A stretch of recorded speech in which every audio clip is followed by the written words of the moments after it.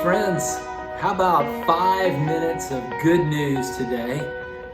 You might as well turn off Fox News or CNN or the Drudge Report or whatever your favorite news organization is, because they don't have much good news to offer you. It's all bad regarding the virus or this political candidate or what's going on in the swamp, and you're looking at protests and looting that's going on there, or police officers that are being killed or being abusive, and it's just all bad news.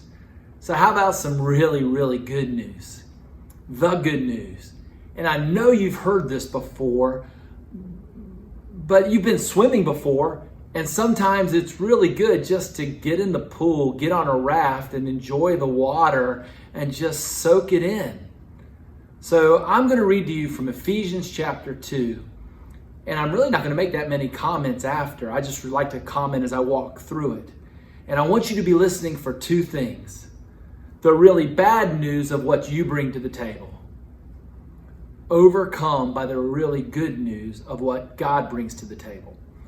Or the really bad news of your work and your performance, your workmanship, and the really good news of God's work, His performance, and His workmanship. So now let's look at this passage. It starts with the bad news, which is overcome by the good news, which is the story of all of us who have been born of Adam but reborn in Christ. Those of us who have been born naturally but been reborn supernaturally. Those who have been born in the flesh but now have been born of the Spirit. Those who have an old man who one day will be totally dominated by the new man. Here's the good news for us. And you were dead in your trespasses and sins. They had totally overwhelmed you. You weren't breathing well. You couldn't participate to help. You were dead in your trespasses and sins, in which you once walked. Well, why in the world would you and I have walked in such trespasses and sins? It gets worse. Following the course of this world. The Lord looks at the world and the Lord condemns the world. He tells us to come out of the world because it's worldly, and we were following the world. But it gets worse. We were following the prince of the power of the air, the spirit that is now at work in the sons of disobedience. We were dead in our trespasses and sins because we were walking in a worldly manner. We were dead in our trespasses and sins because we were children of the devil, the seed of the serpent, vipers, following the leadership of Lucifer. Oh, the world was having its way with us. The devil was having its way with us. But it gets worse. Among whom we all once lived in the passions of our flesh, carrying out the desires of the body and the mind, and were by nature children of wrath like the rest of mankind.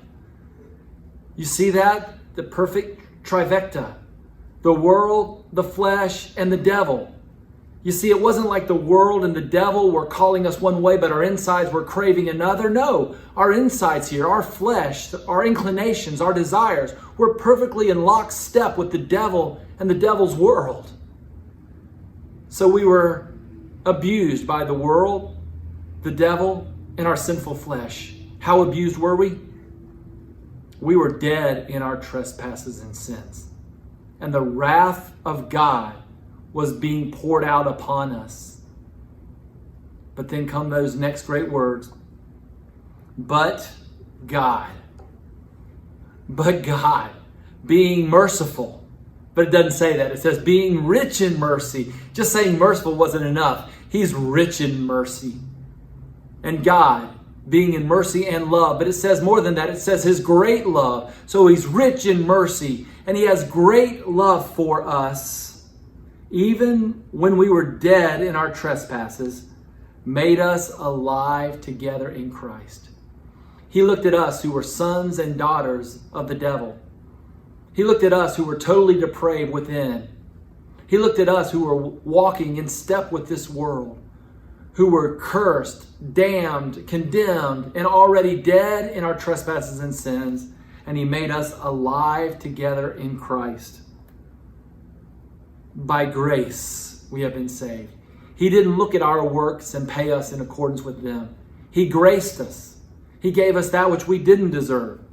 So we were made alive together with Christ. We were raised up with Christ, and we have been seated with Christ in the heavens. Do you see this union? This idea that we are in Christ, Christ is in us. You see Jesus, you see us, you see us, you see Jesus. There is nothing that can separate us from his love. And just as Jesus Christ was dead, buried, raised, and ascended into heaven, God looks at us as though we have already been crucified with Christ, buried with Christ, raised with Christ, and we are enthroned with Christ above. Why did God do this? So that he might, in the coming ages, show the immeasurable riches of his grace in kindness towards us in Christ Jesus. God did this not to show our works, but to show off his works. And that's incredible. He wants to show it off to the devil. He wants to show it off to the devil's demons, to all those who have followed. Every knee is going to bow, every tongue is going to confess the glory of God and what he has done. In addition, we get to see what he's done. People around us watching us get to see what God has done and is doing. He is showing off. He is boasting. It's his work that's on display. For by grace we have been saved through faith. And we get to receive all God's workmanship, not by works, but by faith. Simply believing. This is not of your own doing. It's the gift of God. It's not the result of works. No man can boast. Then it says it, for we are his workmanship, created in Christ Jesus for good works, which God prepared beforehand that we should walk in them. Friends, that's what the gospel is.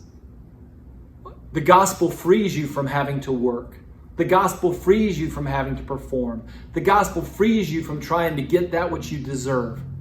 You're dead. You're demonic. You're totally depraved, and you're following the way of this damned world. But God comes into the equation. He predestines us. He dies for us. He lives for us. He regenerates us. And then he says, you can have all of this based on one condition, which is faith, and I'm even giving that to you. Oh, friends, all of this is good news because it's based on the grace of God, not your works. It says it twice, not of works. We don't get to boast in any way about what we've done.